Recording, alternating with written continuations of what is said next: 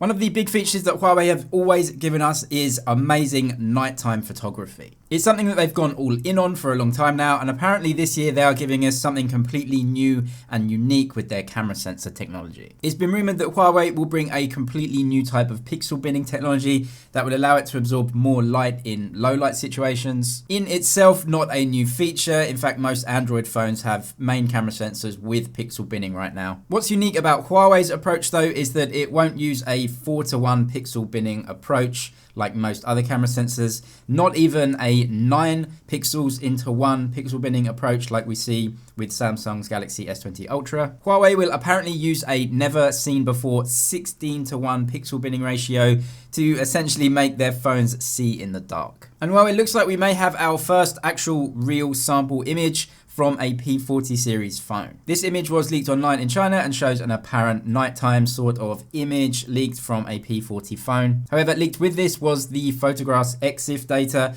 which shows us all the information about the photograph. So we can see it was shot on March 13th from a device with a name ELSL29. This is apparently a 4G European device in the P40 series, which does match with the language on the photo, which looks to be Italian to me. The data also confirms something, and that is the 16:1 pixel binning ratio that Huawei have been rumored to be using on these phones. The photo comes in at 4.9 megapixels, which is extremely low for a smartphone camera. Most smartphone cameras these days start at around about 12 megapixels and go up from there. Even with those really high megapixel image sensors, with the usual 4:1 pixel binning, you're still getting around a 12 megapixel or more camera sensor. If we can believe this leak to be true, then this almost certainly proves Huawei are using a much higher pixel binning ratio than we've ever seen before. It has been rumored that this new image sensor from Huawei can actually perform multiple pixel binning ratios.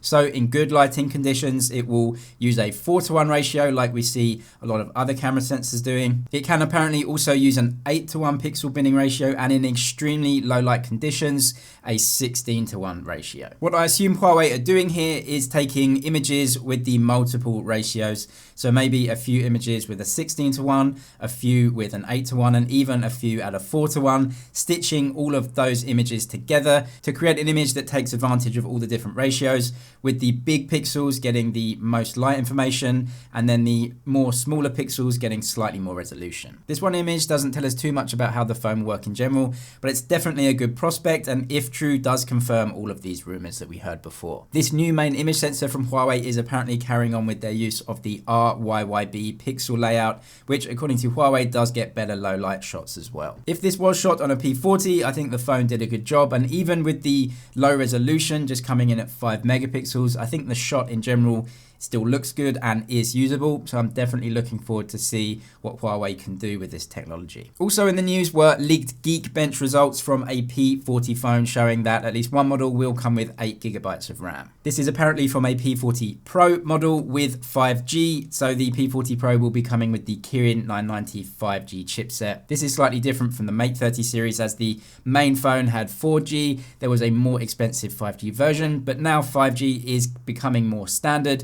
So I would expect the P40 Pro to be coming as standard with the 990 5G chipset. There have also been software leaks showing that the P40 series will come with a brand new version of EMUI, so EMUI 10.1. There is no Harmony OS on these phones. Huawei will continue to use the free version of Android, and they will be putting Huawei mobile services and the Huawei App Store onto these phones as standard. Subscribe for all the latest tech news and videos. That's it for now, but I'll see you in the next one.